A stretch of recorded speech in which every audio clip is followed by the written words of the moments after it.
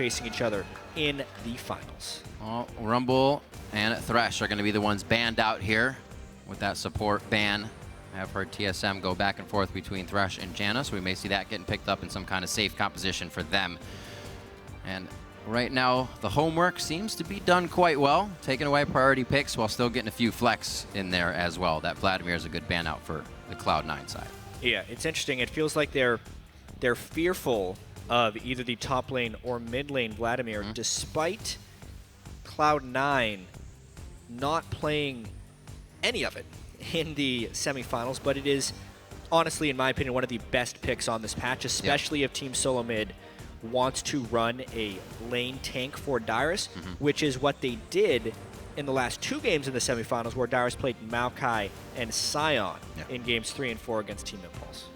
Well, something that TSM kind of faced with a ban towards them like that, Impulse rather, banned that Cassiopeia. They were a little confused because they didn't play the cast. It's kind of the same idea with the Vladimir not being played by Cloud9, but it's still something that they fear. That Janna actually gets banned out too, so Lustboy gets hit with 2 along with Dyrus's. They're targeting, surprisingly, Lustboy's support champion pool. We know Lustboy is a very good disengage support, but with the Nautilus ban being thrown at Lemonation, that was actually Lustboy's 3rd support. So they're now pushing Lustboy down to number 4. And those target bans at support also suggest that Lemonation may have been working on something special. He is usually the first one in North America to pull out supports. And we were talking a little bit about a potential support Kennen, which maybe we'd see from Lemonation now that all these supports are banned out. Yeah, it hasn't really made its way over here just yet. But it would be awesome if Sneaky could also pull out that Callista combo. Gragas gets taken away, something Meteos and Santorin have both been using to great effect throughout the last few weeks of the split. And you would see that in EU huge as well. I feel like Meteos will match the Gragas with the Sejuani pick eventually. I don't know when it will happen in this draft. I'm not sure which jungler Meteos actually values higher. He's a bit of a troll when you talk to him. I was trying to ask him about it, and he asked me, which jungler do you think is better? I said, I think Gragas wins. He smiled and said, we'll see about that. We'll see about that. Well, I like the fact that both teams are like, the junglers are going to play something that's going to be good anyways, so let's ban out other lanes, and the junglers can get to pick what they want. No jungle bans here, so that Gragas goes over, and we see Cloud9 now with the Maokai and the Urgot to come out. That Urgot's very intriguing because it can go in either the mid lane or the bottom lane. It flexes like that. Wild Turtle also had a really bad time in laning phase against Urgot when Apollo played it in the semifinals. It also opens up the possibility for Cloud9 to build a heavily tanky team, which would diminish Bjergsen's effectiveness if he picks an assassin. It's actually very, very potent from a champ select and versatility perspective to have Urgot locked in that early. Well, Dyrus is saying, yep, beyond Lulu once again. Let's do it. Keep safe in the top lane and the Kog'Maw. They literally are sticking to their guns if they pick the Kog'Maw here. Within the video they just released, they said if we ever get that composition again and we have a Lulu, just pick the Kog'Maw. It'd be crazy if they actually just stick with that. They do have some protection stuff ready to go with it. Nami too. They almost, oftentimes, I say a team is best served by just locking in the champions immediately, but I think it was a little bit of a mind game there, hovering the Kog'Maw, saying, you guys don't want to pick all tanks, we'll just pick Kog'Maw. We're going to do it. We're crazy. But honestly, Lustboy being pushed down to his 4th support, Nami, is a throwback actually more to last split, where he played a lot of Nami. And it is also good disengage against a tank team, which Cloud9 is building up real fast. World of Tanks team. Look at this. Sejuani and Braum as well. So they're bringing the ice with the last 2 picks there. Going to be a great fight composition from Cloud9, something they have a forte in. Yeah, that'll be interesting. Now the question will be, how does TSM counter this? You know, Vladimir is already banned away. He's good against a lot of tank tops. You want to be able to build something that does sustained damage, AoE damage, or shredding damage against a tank. Orianna Kog'Maw is pretty good, but it makes them have one source of threat. Ziggs in an 80 carry would punish their grouping aspect. That's something that Cloud9's team is going to do. It's going to group heavily. So therefore, Ziggs and Jinx right there, that's a lot of AoE damage that can maybe punish a tank ball. You were correct that Turtle had a hard time against that Urgot, but once they got out of lane, he was definitely racking up the kills with a Jinx. So he will once again pick that Jinx. We'll see if this is actually Sneaky's, though. I like the Ziggs a lot more compositionally, but in order for Bjergsen to be on a playmaker who can roam and impact lanes, Ahri is his style of pick. That's more of a pick that is just saying he is going to beat high and be able to impact other lanes. Yeah. Not as much about the team fights, because if Bjergsen can win the lane, then he will have the impact in those team fights. Well, hopefully they can get a little bit of wave clear for Cloud9 in this last pick. Not a whole lot represented by this tank lineup that they're bringing to the table just yet. They can sure fight a good fight, though. Well, now we'll get to see whether they pick an AD carry or a mid laner, which will define Cloud9's team composition. We've been wondering what High breaks out. What if they did a Corki mid here and then threw Urgot in the bottom lane? Corki was High's best pick pretty much in the say that is still left up. Or just speed for the Tonks. So there's their wave clear. Yeah. That's really interesting. I can't wait to see High's Urgot here against Ahri. That's maybe what's going to make or break this game here, because if High can prevent Bjergsen from roaming, the tank ball in teamfights could be overwhelming from Cloud9 since they get the Sivir speed behind it. But looking at TSM's team composition, it's a lot of comfort champions or old comfort champions. Recent comfort with the Gragas on Santorin, and old school comfort with Lustboy on Nami. We'll see how practiced he's kept that with all the other supports he's been. Bjergsen as well, tipping back to Ahri on this one's going to be very nice for him. A super comfortable laning phase in that one if he can stay away from those charges. Yeah. We have not really seen High on this Urgot. Loco said it's up to him on Cloud9's side to be the one to pull out all the stops, the new champions, and do that. It was funny listening to Bjergsen because he's worried about Meteos and Santorin. He thinks they'll have the biggest matchup. So everybody's got their mind set on somebody else who's going to do well in this match, which means I think we'll get a good game from everyone, Jad. Yeah, and we know with these guys, the game one, while it is important in the overall context of the series, does not decide the series in any way. A lot of times they're champion pool testing in these first games, and things will change drastically afterwards. But honestly, those are some pretty cool team compositions for game one. Let's see what happens. We've had best of fives for last 6 or 7 series. Both the semifinal series in Europe were best of 5. The third place matches were all best of 5. The first finals was best of 5. So the teams are loading onto the Rift. Let's see if we can get another one. Let us know how you think the series is going to play out. Tweet hashtag TSM win or hashtag C9 win to @LOL Esports. And as always, we'll be checking those throughout the game and see how you are voting. The crowd is ready. All the lights lighting up, the thunder sticks being clapped. The crowd outside is ready as well. We are on to the Rift for game 1 of the 2015 North American Spring Split Finals. I think it's safe to say everyone is ready for this one, Riv.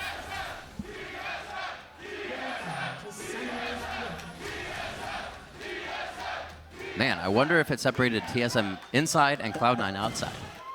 No, I think that's just all TSM fans. I didn't really hear any chants. There are a lot of Cloud9 fans, but there are many more TSM fans. Indeed. As we have learned.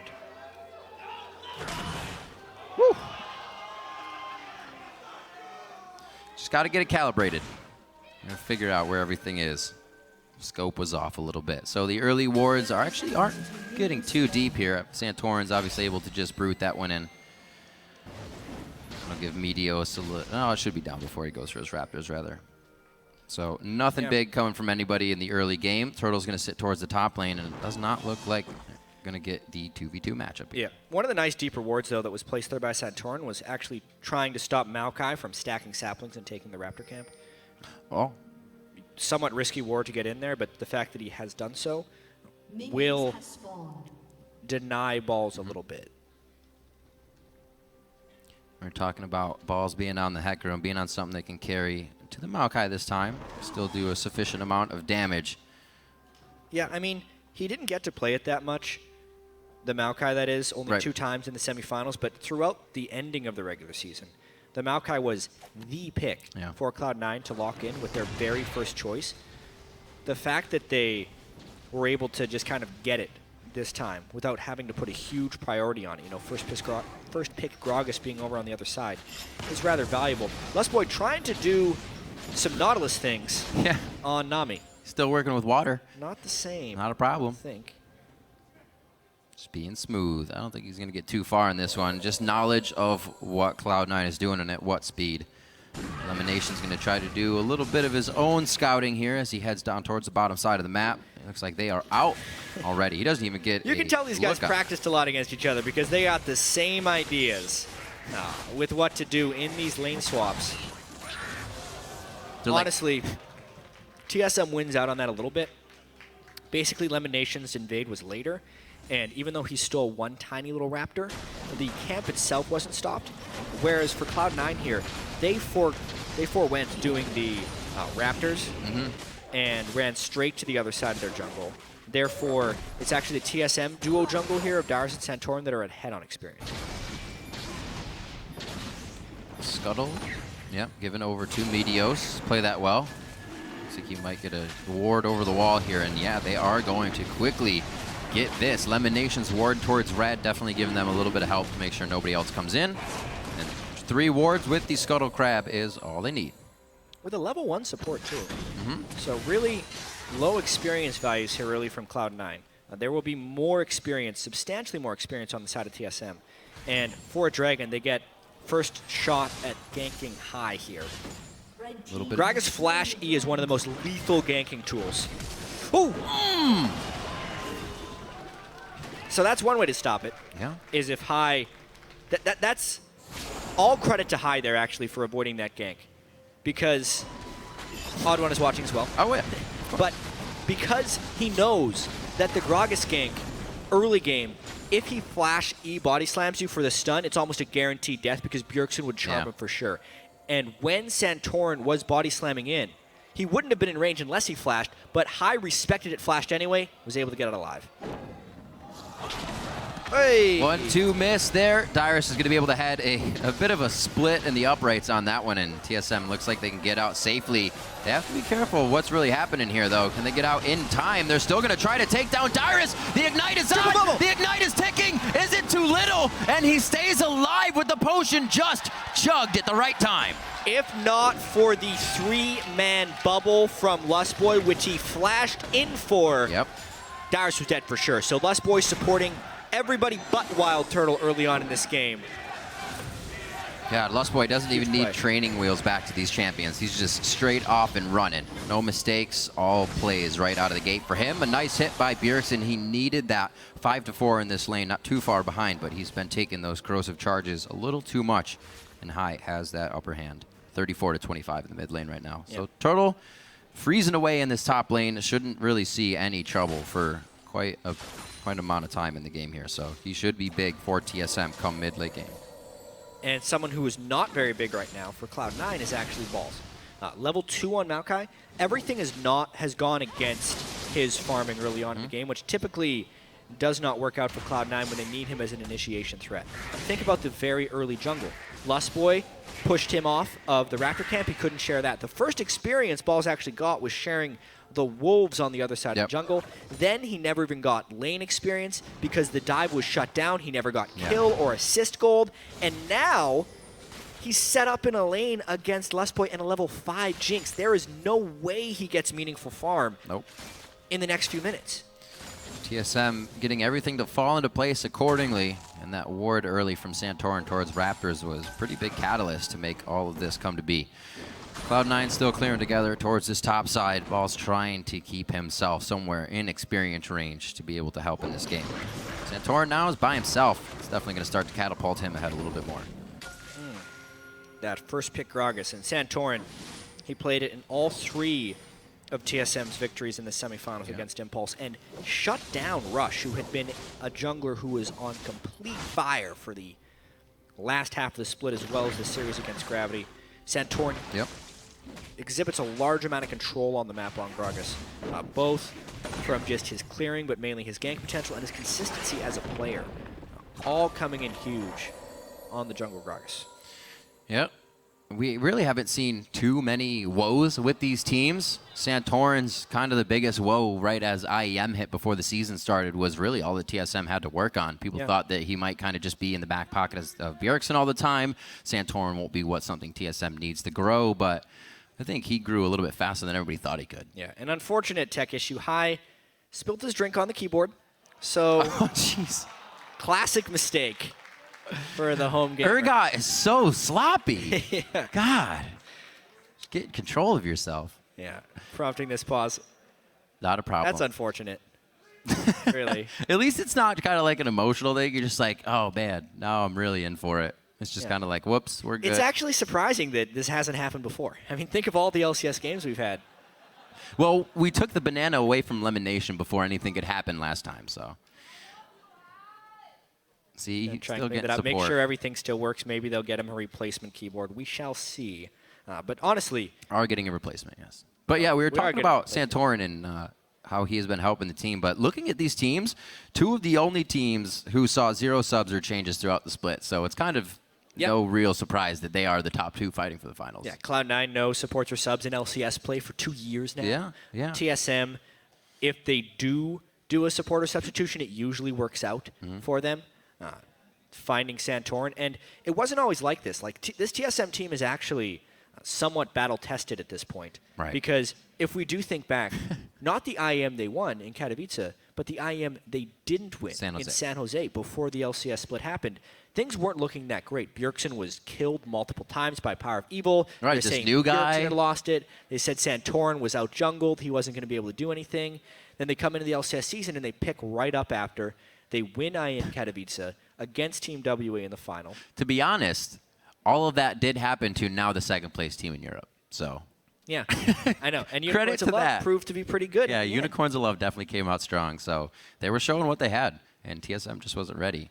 But as we've said before, they do pride themselves on being able to fix these situations and come out on top. Yeah, and now we come back there we go. into high. He has to lane against the MVP Bjergsen here. It's been a pretty poor split for Cloud9, all things considered. But again, they find themselves sitting in the final. We look back, regular season, week 1 even. They were last place in the LCS. They're the only team to go 0-2 in week 1.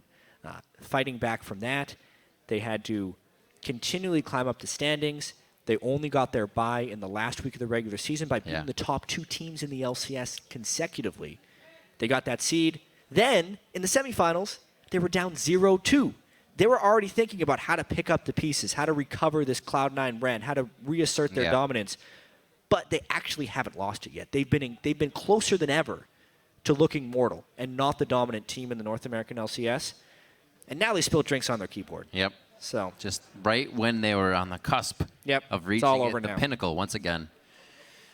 It's different to look at, though. The way they surged through the split is almost scary if I were them in the first split. Hey, they beat it so well. You almost can't quantify how that was, why that was. Was it just because teams weren't ready? Were they always getting the better picks? Was it in Champion Select? What was that Pandora's box, and can you find it again? Because that is the real question, right? Where did that Cloud9 go? Or did everybody just get amped up and better because they were good and they raised the competition? Trying to recapture the dominance of their 25-3 split they had when they entered the LCS. I don't know if we'll ever see another North American team as dominant as Cloud9 was. Because honestly, the scene has grown so much since then. We look at the successful brands in North America now, and it's the teams with the coaching staffs and the experience and the top talent they've been able to recruit. And that's what ends up in the finals here. Cloud9 with the experience, TSM with both. And now we're back in. High's replacement got his keyboard. Yes, he did. I was always a big proponent of fresh blood in a scene, being able to do very well, wanting it more, going even harder. Not that it has fizzled out for these teams. The veteran status is now what brings them to this level and caliber of play. A lot has been dodged out by Fancy Feet High, but even with 4 legs, he can't tiptoe out of that one. High goes down for first blood in the mid lane after a rinse and repeat follow-up after they blew his flash. Ruthless right there, right after the pause. Now, teams cannot communicate during tech delay pauses like that, so that wasn't something TSM hatched up. That is something they were able to execute as soon as we get back into the game, and it punishes High heavily. Bjergsen with first blood is never a good thing for the enemy team. Never a good thing. He also doesn't really have to just throw anything towards magic resistance right away, so he can go ahead and build ability power and be even more of a menace here if he wants to start to get the roam on. Waiting for that 6 on Santorin still until we get another big gank from him. But everybody on TSM happy with how that went, and really not looking to push it too hard. We're going to get this top lane with a bit of damage. Actually, going to let the wave just clear out. We might even get the rotate to bottom. Yeah, Mita's going to try and pick up that free farm. It's, again, unfortunate that this isn't going to the Maokai, who is being more and more denied. Overall CS, 10 CS and level 4 on the Maokai, as the TSM vote is still 2-1, basically. And for good reason. TSM playing this early game quite well. Experience leads throughout. Even the first blood gave him the gold lead. The Dragon was given up for that experience, for the most part. Now, BF swords on both AD carries as well, who have been farming at a pretty reasonable clip since they're not laning against anyone.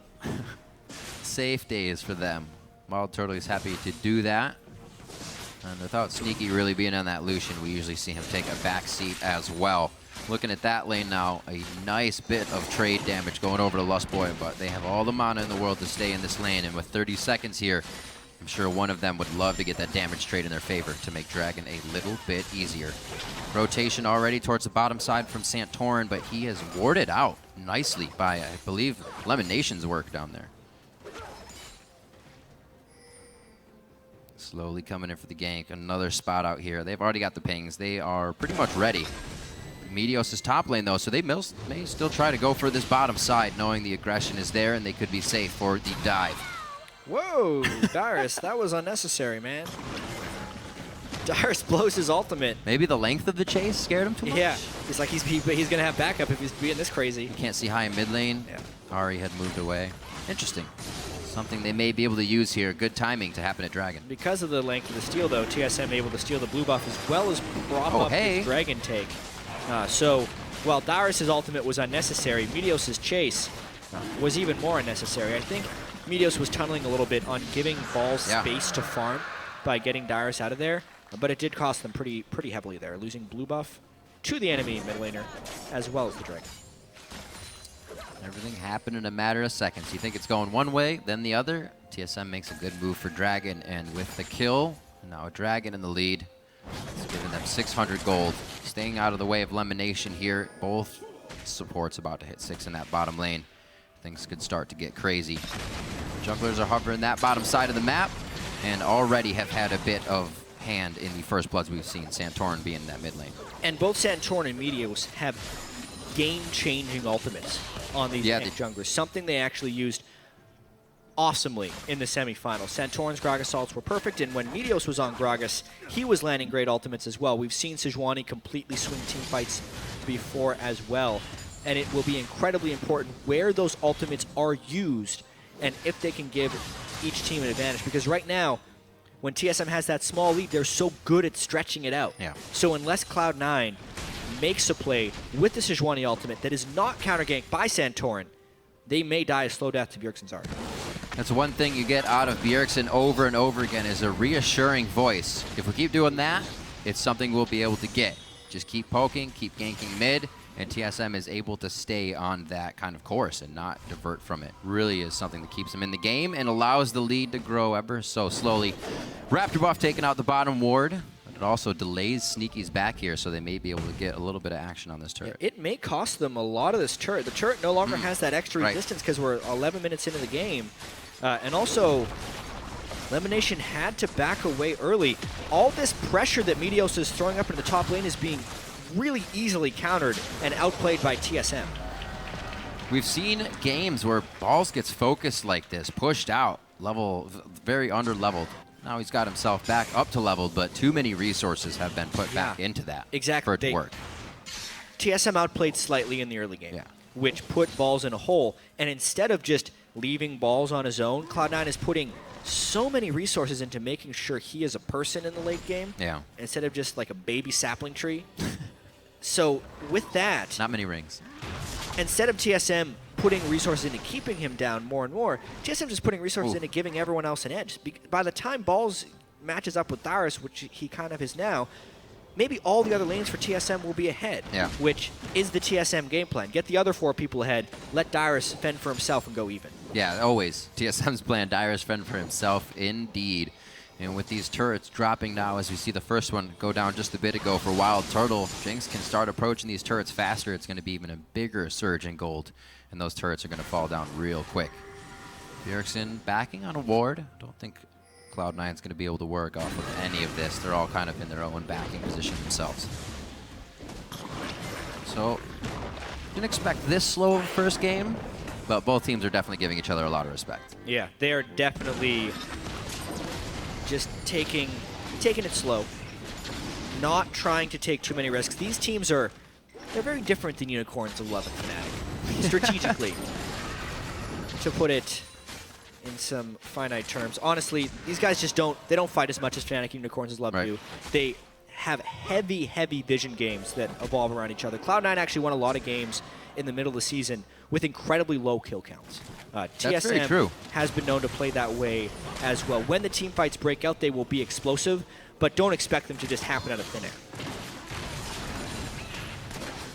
Going to be difficult. Ball's just on charging up that Rod of Ages, but Catalyst giving him a little bit of HP. It looks like maybe needed in what could be this 4v2 fight in the top lane. 2 in the mid here, Bjergsen, or rather High and Elimination are hanging out there as Bjergsen started to rotate, but he pulls it back. They could still get balls off of this chase. Bubble hits, but it doesn't seem like they took the steps to actually take him down. Oh, hello. Yeah. Cloud9's got to try and make a play here.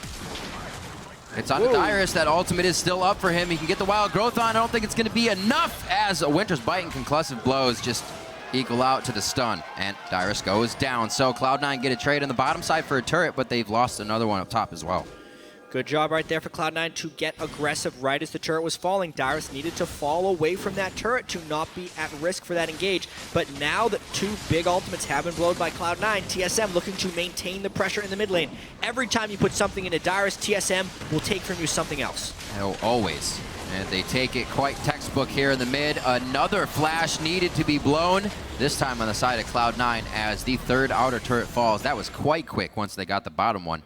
And that's going to put quite a bit of money over onto Bjergsen and Wild Turtle. Both of them has 1,000, and Santorin just hit that as well. So burning a hole in their pockets, they decide to stay on the map for a little bit longer, get the vision they need to make sure Dragon is all covered. Yeah. Nice play overall there by TSM. Not being dissuaded by Meteos' Sejuani ultimate because they knew there wasn't follow-up there. Right.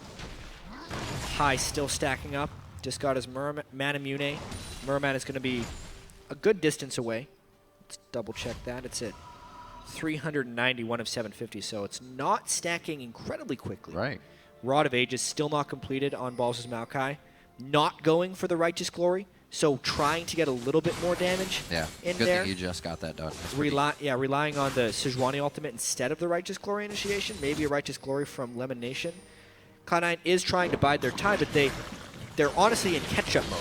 They have been for a while, and it's very hard to catch up to a team like TSM who is so apt at trading and trading successfully. Yeah, they'll play around you. They know exactly what to do to make sure they get it their way. Second Dragon is going to be just that as Cloud9 forced to answer towards the top lane. Team SoloMid fans liking the objective pressure that TSM is given right now, and it looks like High could be caught in the mid lane. They catch him sleeping. And this is exactly what we were talking about. Cloud9 is pushing the bottom lane. They leave an Urgot to stay in the mid lane. He can't clear a wave, so he's just a victim to any skill shots that actually land from TSM. They get another turret. They may get another interior turret. And it is all about the trading right now, but every trade is in the favor of TSM. Bjergsen plays Urgot a lot himself and fared well against High in the mid lane. 30 CS up as both second tiers are being pushed on either side. Cloud9 is kind of squeezing these, I wouldn't say advantages, but ways to cling back into this game just as TSM gets all of their advantages. Small things towards Cloud9, big steps for TSM. And specifically because of the style that TSM likes to play, maintaining vision control of the enemy jungle, rushing at people, and getting picks with Bjergsen's Ahri. That's the style they need to do. And with 5 turrets killed from TSM and even 3 from Cloud9, the map is opened up substantially, which leaves many more dangerous corridors to walk down for Cloud9 and only increases the risk of Bjergsen being able to punish them for Ahri. In an ideal game, team comp versus team comp, the turrets aren't being traded if you're Cloud9. They want it to be a condensed game, a smaller game, so the tanks can actually find team fights again and again over knowable objectives. But when the map is this open, it actually favors TSM, which is why they've been so willing to trade these turrets. Just able to find Cloud9 at any chance. Ward's already on the bottom side, so they know Maokai will be teleporting into this next fight. They could once again zero somebody out before any of that happens. But they're not moving without safety. Always making sure wards are cleared here. Making sure they have the advantage on that side of the map. Dyrus finishes up Athene's quite a bit ago. Trying to be still useful in this game after getting pushed around quite a bit. Good stuff. Still, that first kill onto Bjergsen is something that Santorin focused. Team SoloMid wanted to make sure that High was not a factor, and Bjergsen had an edge. Santorin traded flashes with High early on in the laning phase. Right. They got the return gank before High's flash was up, about 30 seconds before his flash was up. So they that's very true. They were definitely keeping timers on that flash from High in the mid lane. And those are the only deaths of Cloud9 this entire game. They have been trying to avoid the pick potential of TSM, but in doing so have taken some unfavorable trades, which now make it harder and harder to avoid the catching, roaming team of Team SoloMid. Hit the shot caller and hopefully silence him as well in the process. Towards the top lane, the Zap will not make it across, but Vision allows them to know they can go for the Gragas cast. That's onto Balls now. A little bit too much defense for them to break through those tanks, and quite a few ultimates used by TSM there. What an awesome matchup of junglers right there. Santorin landing a great ultimate on Balls, but then because Meteos landed his ultimate on Sejuani, he neutralized him. Two good junglers there making some nice plays. Fan zone. Very sunny outside, it seems. Enjoying the matchup. A little bit of heat out there as TSM putting the heat on Cloud9. 20 minutes into this matchup, already approaching the last second-tier turret. A little bit of a TP coming in, but that was also seen. Dyrus says, I am right on your heels. Who needs the wild growth? I got speed. I can give it to you. And it looks like they want a bit of the fight. Knowing Lemonation's Glacial Fissure's coming out, they back out. They disengage for a second, and both teams now are kind of creating a line of scrimmage to say, who's next? They kind of realized they were out of ultimates when that fight started. Neither the Sejuani or the Gragas could add to that one. And Ball's also TP'd in without home guard, so neither team wanting to fully commit to a fight there. And they end up just delaying each other. A lot of respect. Bottom wave needs to be cleared out here for Cloud9, so this actually works out nicely for them that they can, relieve a little bit of that pressure and start to get some breathing room. Baron is up. We've seen some very, very, very early Barons here throughout the finals, the playout, or rather, through the final games, I should say, of third, fourth place yesterday in the semifinals. Doesn't seem like anybody's too worried about it here. Scuttlecrab averting from Dyrus. Can't get it. Sneaky farming pretty well. Matching Wild Turtle. CS for CS, but unfortunately Wild Turtle's got that kill on him, so a 300 gold edge. Both these 80 carries, the main damage dealers for their teams throughout the year, if we look at damage dealt to champions as well as kills. Wild Turtle had more kills, deaths, and assists than Sneaky during the regular season. Every category just plays crazy. Whereas Sneaky had a higher KDA and better CS numbers. Honestly, we're kind of seeing something similar in this match, but as much as we talk about Bjergsen and High, this game is just as much about Sneaky and Wild Turtle. These guys have both stepped up in really big ways this year. Probably the two best 80 carries in North America now, going head-to-head in this classic TSM versus Cloud9 matchup. Yep.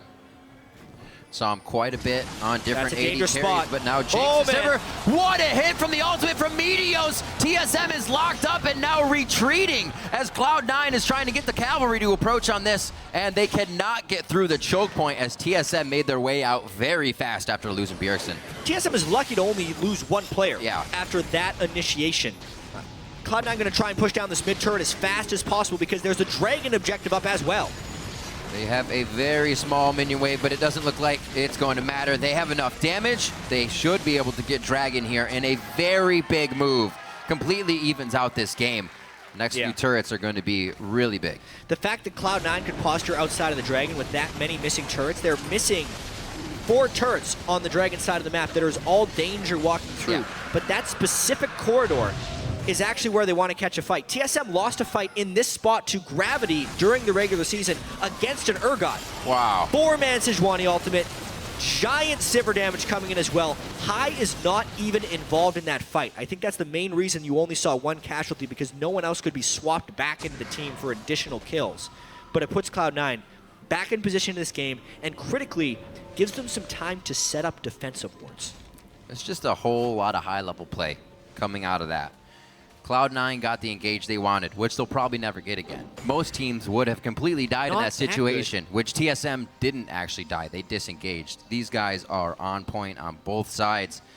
Cloud9 somehow needs to find that one more time. A hole in TSM's vision control. They have a double sight stone and 2 upgraded yellow trinkets.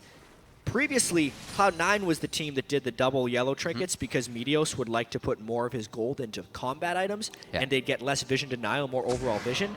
TSM should have more overall vision right now because of the double sightstone. They had like and 4 the double wards on upgraded that trinkets. spot. 1 ward got them out there. 4 people on this team, aside from Wild Turtle, can keep 3 wards out on a map indefinitely. And they didn't have the wards there for the Cloud9 fight. Just a lapse in vision control there from TSM, costing the Dragon. Taking their time for right now, that is for sure. The gold is even right across the board with the Dragons. And kills! Thought Santorin was going to be stepping a little too close, but he's able to suck in his gut there and get out of the way of the Winter's Bite from Lemon Nation. Cloud9 is now, you can see, kind of on the forefront here. They want to start the engages. They're not afraid anymore. The team has grouped in mid, and they're looking for Team SoloMid to make another mistake. Yeah. Well, what's happened now is Cloud9 has successfully denied a lot of the vision.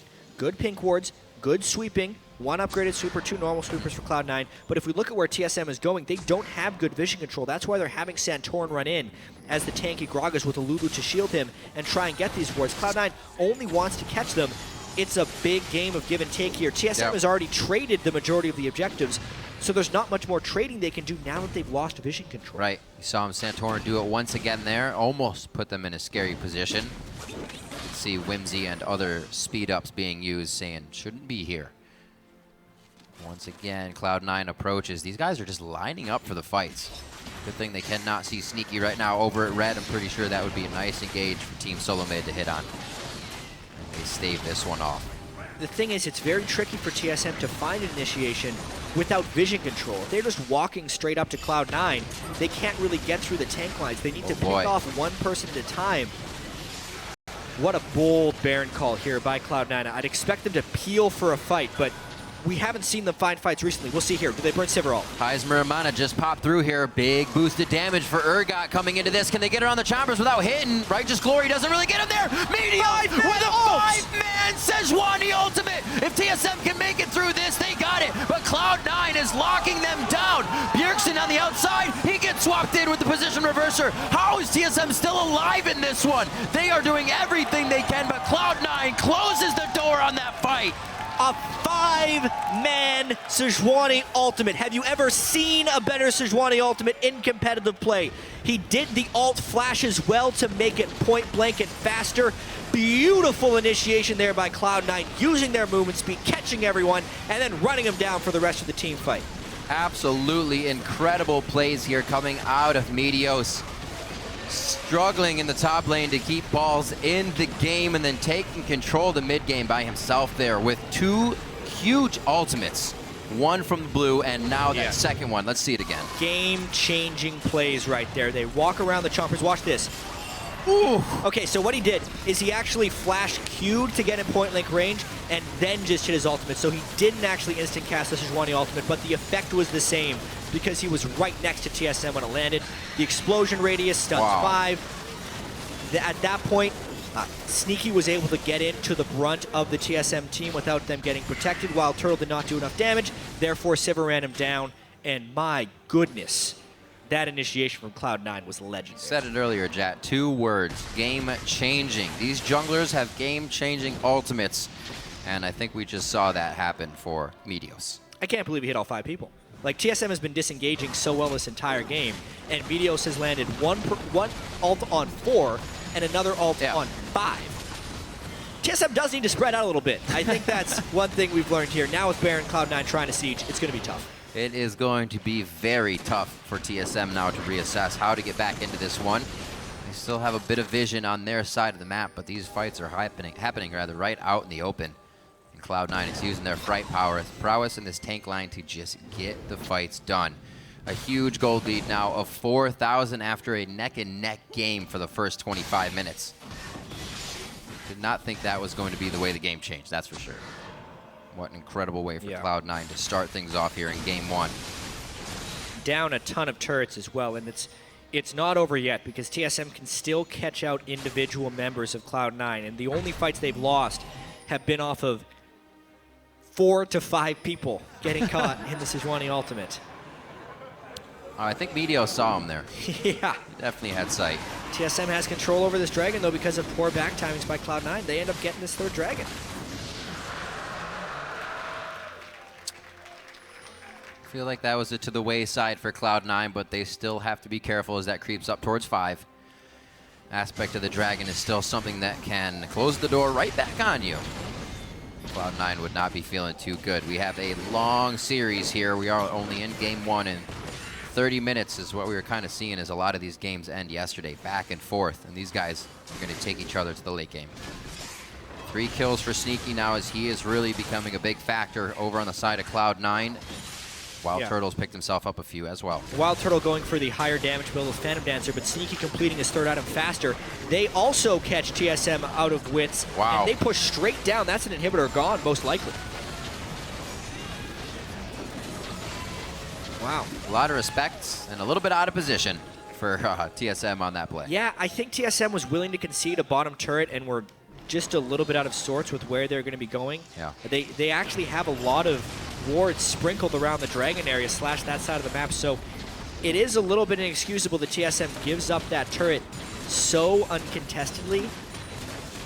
But with that inhibitor down, that is mission successful for Cloud9 with the Baron buff. They can now use that pressure of super minions the next time a major objective comes up, like when the Baron respawns.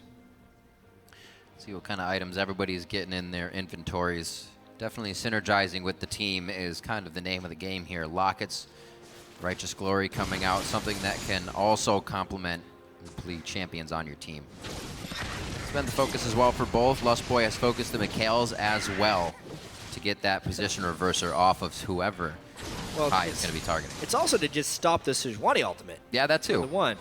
Hopefully you're not all 5 in at that time. Please no. So we almost have the Zanyas onto Bjergsen as well, kind of just behind on core items that would make these fights a lot easier for themselves. Dyrus had that needlessly large rod, which he kind of passed up the Lucidity boots to get, but has finished those now. Turtle. Uh-oh. Put the shell on. This could be bad. This would be great for Balls as well. He needs to get something to get back into this game. He's been benefiting from everybody else. Oh, they're going to give it to High. Assist money is still good money. Yeah, this is a situation where TSM couldn't trade something back, so they have clearly lost control of this game. When Wild Turtle was out too far trying to farm that wave. There's a lot that TSM has lost here, all because of Meteos' ultimates. And we kind of knew when Meteos picked this Ahri that for TSM to win this game, he was going to have to win lane, transition that advantage to other lanes, and then use vision control to continually catch off Cloud9. The first thing happened. He won the lane with the Ahri. As far as transitioning to other lanes, not really, because Cloud9 was trading objectives, which would have set up the third play from TSM, which is starve the enemy out of vision control, get picks, use those picks to catapult them into objectives. But as TSM was going for those picks, miraculously, Cloud9 worked around TSM's vision net. Meteos landed several good ultimates, and now the vision net is gone. So in full 5v5 team fights, TSM, unless they play miraculously and Cloud9 misses some big ultimates, TSM is destroyed in those full 5-on-5s. Therefore, they've kind of lost their main win condition and are now relying on Cloud9 to make a mistake. That early game of Sejuani in the top lane was what TSM worked off of. They dropped all 3 outer turrets immediately. But like you said, no roaming. I think Bjergsen's and the team's focus was to take down High too much. Those 2 kills kept him to the 2nd-tier turret, which easily becomes roam, right? After that first tier is down, you get the inner wards, and you're all over the side lanes. High is down 80 CS to Bjergsen. I mean, we can see that they shut down his Urgot, but without the focus, they're not dealing with other stuff. TSM scattering this time. No 5-man Sedge ults today. The pop on Santorin, that's his flash. Explosive cast goes out to try and save his life. It's a nice set of chompers from Turtle. The tsunami as well from Lustboy coming through, and they may be able to just retreat into the base. That would be the best of the situation for them right now. On to Lemon Nation. That's going to be a lot to take him down. Cloud9's not able to get anything out of this as they're kind of floundering around in mid right now. They were trying to take the minions. Lemon Nation did not get the backup of his team there. Re-engage. Going on to Lustboy. That's the blade. Almost the boomerang coming in from Sneaky. One more shot. He is able to get Lustboy. Turtle falls. And Cloud9, they don't back up. They go right through the front door. And the super minion can make this the game for them. High held on to his position reverser for so long. He waited for Bjergsen to try and make a play. They slowed down Wild Turtle Balls with the reinitiation. That's why they kept the Maokai in the game. Cloud9 takes game 1. What a swap from a great early game from Team SoloMid to come at 33 minutes. Cloud9 turns the game on its head and takes down TSM for game 1. 11 kills to 4, so a fairly controlled game overall by Cloud9. Really great job by Cloud9. They're fighting back from some early lane deficits. Balls' Maokai heavily denied in the 2v1. The 2v1 was played superiorly by TSM early on. Then the mid lane pressure also goes in the favor of Cloud9. But the team play, team fighting aspects of this team composition and this game went to Cloud9, and that was enough to get them the game 1 victory. It did not knock them down mentally at all throughout the game. And I was surprised to see that from High. They hit him immediately. He has always had a lot of pressure on him, and he probably knew coming into this game it was going to be even tougher, but he didn't mind being down 30-some CS, dying twice in the mid lane, and he knew he was focused. Right after his flash was down, he got hit again. So it was going to be rough for him. One thing we do know, though, is these teams are experienced enough that they're not going to tilt after a few deaths. They know that these games and these series That's the one thing we are mentioned. very long. No tilting. Right, TSM losing game 1 of a series is nothing new. We'll see how they adapt for game 2. Looking at this game, though, Meteos was so good. Like, those were 009? Amazing Sejuani ultimates. 1 over the wall, hits 4, but the 5-man that he flash queued in for that completely turned the game around. Did we actually not even see a good one that game? He literally hit everything at least 2 or 3. He saved them. I mean, he only used them a couple of times. And every time they hit many people and turn fights completely around. I mean, that's how you do it. Strong stuff there. We have seen from Team SoloMid when they lost their game with the Urgot pick, they went back to it. So I like that about them. Not afraid. Maybe we'll see this Ahri pickup composition that they had again. Still got a big series to go. Right now, however, Cloud9 getting game 1, and we're going to send it out to our analysts to break down Cloud9's victory. Thank you, Riv, out here after that game 1 pickup there for Cloud9. But where I want to start is actually with TSM, because I want to go with what their game plan was, which looked really solid to start out. They put a lot of focus mid to sway that matchup in the mid lane that a lot of people were saying this series would hinge on.